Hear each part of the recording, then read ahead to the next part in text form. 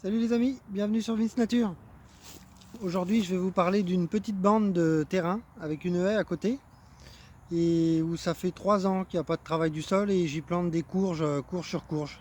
Donc courges, petits ronds, petits marrons. Donc là je vais vous faire un petit topo sur...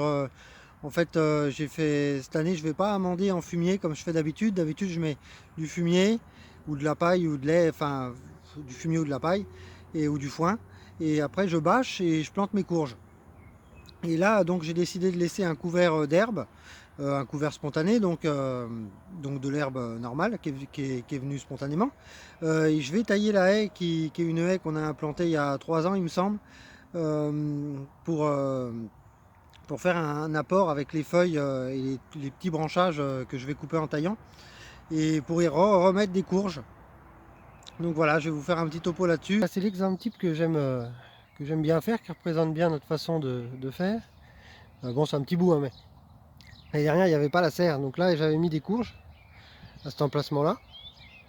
Et puis là, en fait, j'ai laissé volontairement pousser l'herbe. Donc là, je viens de faucher. Donc voilà, il y avait de la belle herbe, hein. Et je vais tailler la haie. Et après, je vais remettre une petite bâche avec des trous pour y remettre des courges aussi. Donc comme ça me fait un apport déjà d'herbe.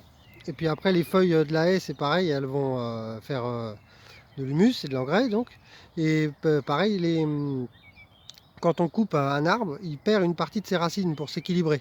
Donc c'est pareil, ça va m'amender aussi le sol. Mais bon, l'année dernière, on avait mis des courges là, pareil, sur bâche classique, ça avait plutôt bien donné. Enfin, courges, j'entends butternuts, potimarron, tout ça, ça avait pas trop mal bien donné. Et puis les courges grimpent même dans les arbres, c'est assez sympa, quoi. Ça y est, j'ai taillé la haie. Les arbres qui ont un peu plus de mal à reprendre. C'est une haie, ceux-là, ils sont beaux. On a planté il y a 4 ans, il me semble, si mes souvenirs sont bons. En pleine sécheresse, et puis on ne l'a pas trop arrosé, donc du coup ils ont eu du mal à décoller, et puis maintenant ça y est, ils sont bien partis. J'ai pas fait le haut parce que j'ai pas décidé de l'arrêter tout de suite.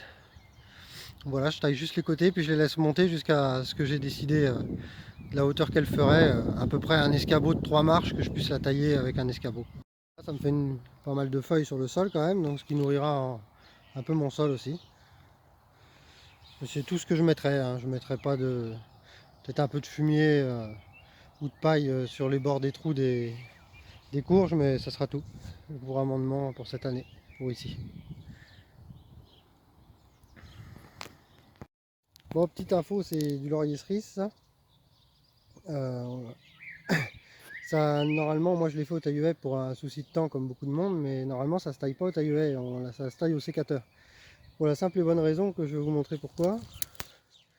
Là, si vous avez une feuille et que vous taillez par exemple comme moi là, au taille-haie on voit pas où on taille, hein, et ben toute cette partie là, elle va mourir en fait, voire même celle-là parce qu'il n'y a pas encore de feuilles.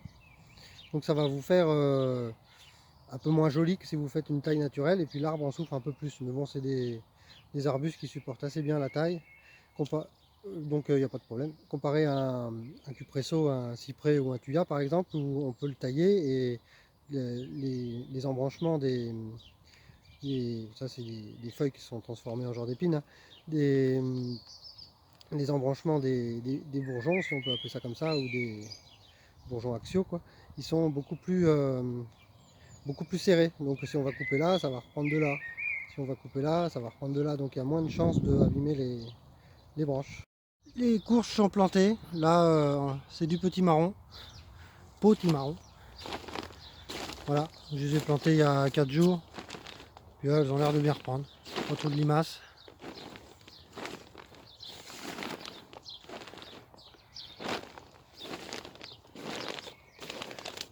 Ça que je vous disais. Ça fait des vilaines cicatrices. Et ça, c'est un bon exemple. Voilà, ça, le taille-haie, ça hachure. Donc ça, c'est pas vraiment bon. Donc soit on a deux solutions, soit on reprend tout, on taille en gros au taille-haie, après on reprend tout et puis on coupe au sécateur, soit on taille tout au sécateur. Mais bon, c'est des arbres qui supportent bien la taille, et qui sont pas sensibles des arbustes, pardon, qui sont pas sensibles aux maladies, donc ça restera comme ça. Et voilà, chaque feuille qui est coupée en deux, normalement elle est censée mourir.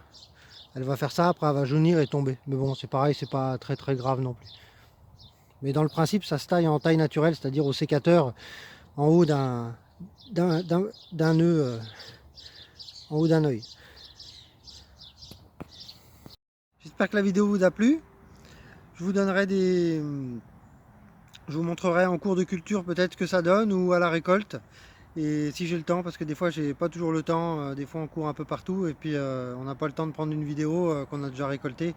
Donc voilà, mais normalement il ne devrait pas y avoir de soucis pour cette petite bande là. Donc c'est juste une petite bande, mais c'est vraiment un système que j'aime bien, qui décrit bien le sol vivant et la permaculture, de faire des associations de cultures. Bon, c'est pas possible avec toutes les cultures, enfin, ou alors on n'a pas trouvé comment, mais ça décrit bien un peu notre système de fonctionner et ce qu'on aimerait faire en permanence, quoi. Bon, je vous refais le petit abonnez-vous, mettez des commentaires si vous avez envie, et puis appuyez sur la petite cloche. À bientôt!